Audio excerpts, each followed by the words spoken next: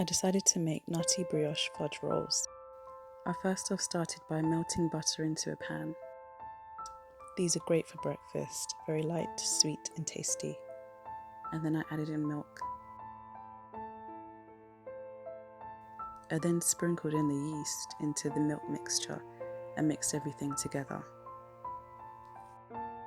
I let it heat up a little bit, but not too hot.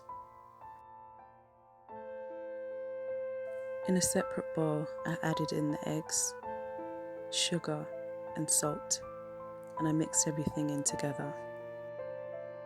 In the Old Testament, we're introduced to the concept of a high priest as we explore Aaron as a high priest, his duties. And in the New Testament, we see that Jesus is our high priest and we see how perfect he is. And I just found it interesting looking at the comparison between the two. I then poured the milk mixture into the egg mixture and mixed everything in together. Looking at the books of Exodus and Leviticus, I could see how they foreshadowed Jesus. They also added greater depth to an understanding of salvation, what God's divine plan is to save humanity from our sins. In the Old Testament, the high priest was to be holy and set apart for God. I then sifted in flour into the bowl and whisked everything in together. The garments that the high priest wore were a breastplate, an ephod, a robe, a tunic, a turban, and a sash. 3 of the garments that the high priest wore reminds me of Jesus. That's the breastplate, the ephod, and the turban. Once everything had been nicely mixed in, I covered the dough with a cling film wrap and put it in the fridge to proof. I then started to make the fudge. So I added in some sugar into a pan and some water. The breastplate of judgment had stones with the names of the sons of Israel engraved on them, so that when Aaron goes before the Lord, he shall bear judgment of the children of Israel over his heart before the Lord continually. This reminds me of how Jesus always makes intercession for us. I then added in butter, let it melt, mixed everything in together, and then added in some milk. The turban also had a plate of gold on it, and it was engraved, "Holiness to the Lord," and this was placed on top of the turban, which sat on the forehead of Aaron, the high priest, in the Old Testament. The purpose of the plate that was engraved on the turban that sat on Aaron's head was, as it says in verse 38, "So it shall be on Aaron's forehead, that Aaron may bear the iniquity of the holy things which the children of Israel hallow in all their holy gifts, and it shall always be on his forehead, that they may be accepted before the Lord." Once the dough had proven and kneaded it lightly for a few minutes. Jesus is holy and righteous, and it speaks of Jesus in Hebrews 7 verse 26. It says, "For it was fitting for us to have such a high priest, holy, innocent, undefiled, separated from sinners and exalted above the heavens." I rolled the dough out flat. The ephod had onyx stones, which had the names of the sons of Israel, and the stones were fastened on the shoulder pieces of the ephod that the priest wore. The onyx stones on the ephod reminds me of the scripture that speaks about Jesus in Isaiah chapter 9 verse 6, which says, "For unto us a child is born, unto us a son is given, and the government shall be upon his shoulder, and his name shall be called Wonderful Counselor, the Mighty God, the Everlasting Father, the Prince of Peace." Part of the priest's duties were to make offerings. The 5 different types of offerings were burnt offering, grain offering, fellowship or peace offering, sin offering, and guilt offering. Some of these offerings involved the shedding of blood, and as it says in Hebrews 9 verse 22, In fact, the law requires that nearly everything be cleansed with blood, and without the shedding of blood, there is no forgiveness. The duties of the high priest in the Old Testament were performed inside the tabernacle.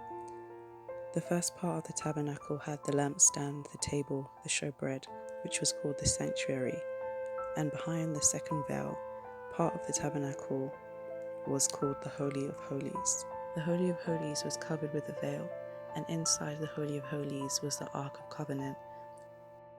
Only once a year, the high priest in the Old Testament went into the Holy of Holies, and in order to do that, he had to make a sin offering.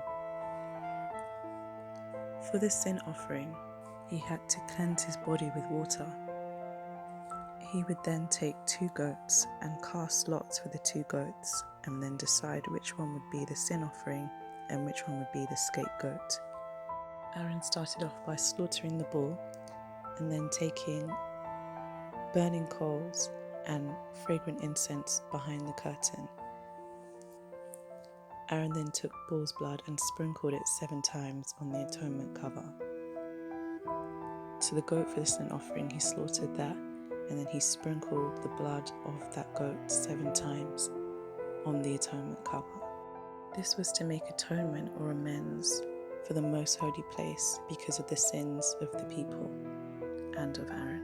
Then Aaron took the second goat, which was the goat that was still alive, that he had said would be the scapegoat, and he placed both his hands on the head of this goat and confessed over it all of the sins of the people.